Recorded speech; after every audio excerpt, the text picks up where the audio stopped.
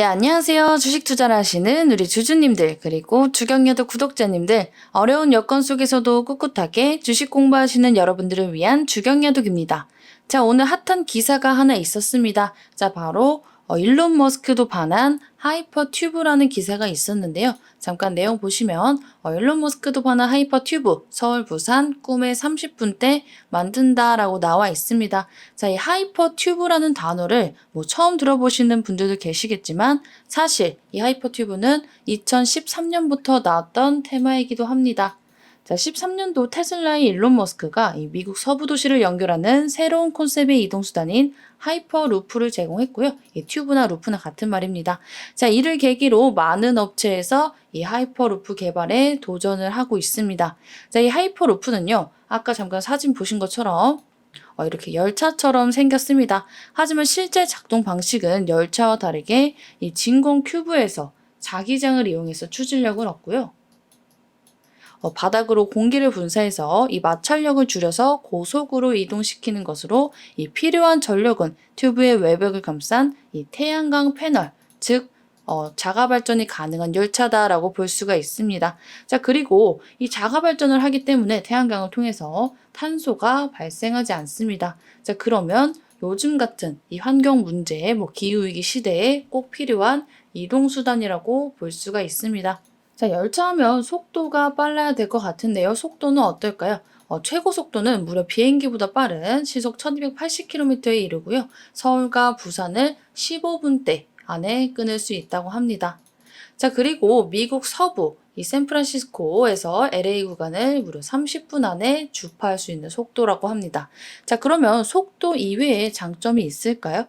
더 안전하고요. 그리고 비용이 저렴하고요. 더 편리하고요. 날씨와 상관없이 이제 운행을 할 수 있고 지속적인 동력으로 운행을 하게 되고요. 지진에 대한 내구성 또한 튼튼하다고 합니다. 자, 무엇보다도 이 고속철도와 비교해서 이 더 싼 값에 하이퍼루프를 도입할 수 있는 게 가장 큰 장점이다라고 머스크가 언급을 했습니다. 자, 그도 그럴 게 이 미국 서부 해안에 두 도시를 연결하는 이 하이퍼루프를 건설하는데 60에서 100억 달러가 들 것으로 예상을 하고 있습니다. 자, 근데 이는 미국 정부가 샌프란시스코와 로스앤젤레스를 연결하는 고속철도를 짓는데 들 것으로 예상하는 1천억 달러의 무려 10분의 1 수준입니다. 자, 사실상 90% 할인가라고 볼 수 있는데 90%, 10%도 아니고 90%면 정말 의미가 좀 굉장히 크다라고 볼 수가 있겠죠.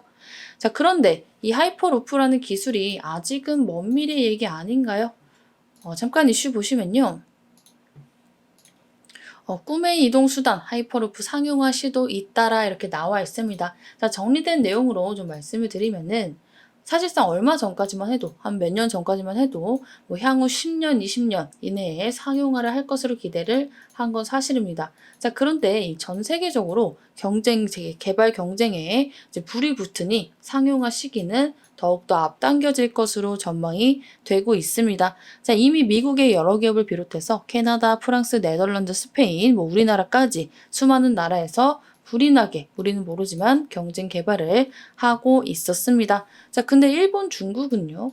자, 일본은 하이퍼루프는 아니지만 시속 603km에 이르는 이 리니어 열차를 개발해서 상용화 준비 중에 있고요.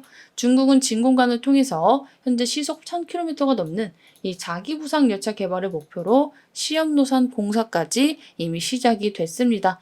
자, 이미 시험 노선 공사도 하고 그리고 여러 나라에서 이제 개발을 하면서 계속해서 시험 운행을 하고 있는 만큼 사실상 열차가 사람을 태우고 이렇게 빠른 속도로 날아가는 게 비현실적이 전혀 아니라고 생각이 들죠.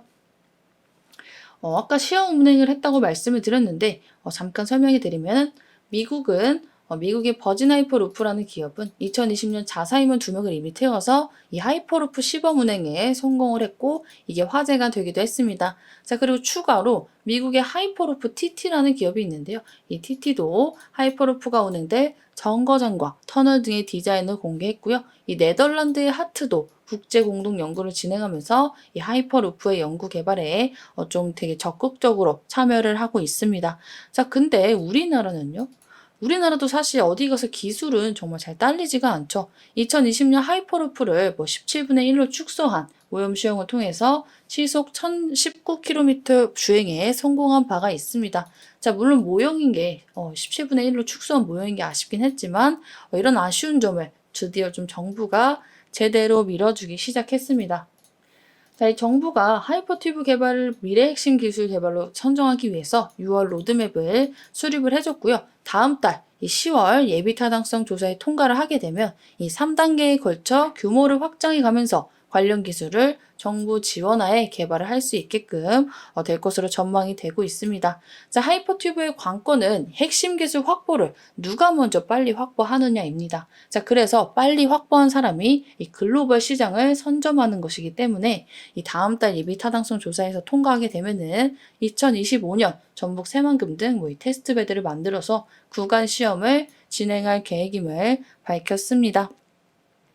자, 이후 2차 단계에서는요. 이 본 시험 선로를 건설하는 1조 원 규모의 사업을 진행해서 관련 기술을 조금 더 적극적으로 확보할 예정이고, 이 3단계는 새로운 부지를 선정해서 노선을 새로 건설하겠다라는 계획을 밝혔습니다. 자, 이렇게 민간이 아니고 국가 차원에서 기술 개발을 주도하는 국가는요, 현재 한국 그리고 중국 이렇게 두 나라밖에 없다고 합니다. 자, 그리고 한국이 충분히 앞서 나가고 있는 상태이기 때문에 추후 수출까지 도움이 될 것으로 전망이 되고 있습니다. 이것도 하나의 엄청난 이제 국가적인 메리트가 되겠죠.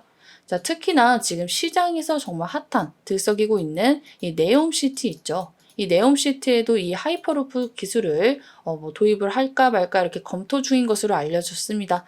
자, 중기적인 관련주가 이동수단뿐 아니라 지금 단기적으로 네옴시티 관련주로도 주목을 받을 수 있기 때문에 이 관련주들은 당연히 미리 좀 체크를 해두실 필요가 있겠죠. 자, 하이퍼루프 관련주는 크게 6가지가 있습니다. 지금 에로티베큐um 있고요. 고려제강 있고요. 포스코홀딩스, 포스코DX, 현대로템, 동아지질 이렇게 있습니다. 자, 당연히 이 관련주들이 지금 당장 내일 모레 하이퍼루프가 운영되는 게 아니기 때문에 시세가 막 기대하시는 것처럼 막 상한가, 연상 이렇게 나오지는 않을 수 있습니다. 하지만 지속적으로 이 하이퍼루프는 발전이 될 수밖에 없고요. 이 기술이 발전함에 따라서 간간히 이슈가 나와줄 테마라고 봅니다. 이전의 자율주행 로봇 관련주들처럼 도입 시기가 다가올수록 대시세가 잡힐 만한 테마라고 생각을 하고 있고요. 지금 당장은 이 네옴시티에 들어가는 기술 중 하나, 그리고 머스크가 반한 기술 중 하나로 시장에서 주목을 받고 있는 만큼 단기적 관점에서 관련주들 살펴보셔도 좋을 것 같고요. 성장성 있는 테마에 나는 투자를 하고 싶은데 이미 로봇이나 AI 이런 게 너무 많이 올라서 사지를 못하겠다, 부담스럽다 하시면요. 이 하이퍼루프 테마도 눌릴 때 관심 가지고 좀 보시면 좋을 것 같습니다. 자, 오늘 이렇게 하이퍼루프 이제 관련주까지 간단하게 짚어드렸지만 아까 설명드린 이 6가지 관련주들이 각각 하이퍼루프에 엮인 이유가 따로 있기 때문에 한 번 더 후속편으로 열심히 준비해 오도록 하겠습니다. 자, 오늘은 이렇게 일론 머스크 그리고 사우디아라비아의 네옴시티까지 반한 하이퍼루프에 대해서 브리핑 해드렸습니다. 영상 마음에 드신 분들은 좋아요와 구독 그리고 댓글에 하트 한 번씩 달아주시면 감사하겠습니다. 자, 하트 댓글 달아주신 만큼 다음 후속편 빠르게 준비해 오도록 하겠습니다. 오전장 정말 수고 많으셨습니다.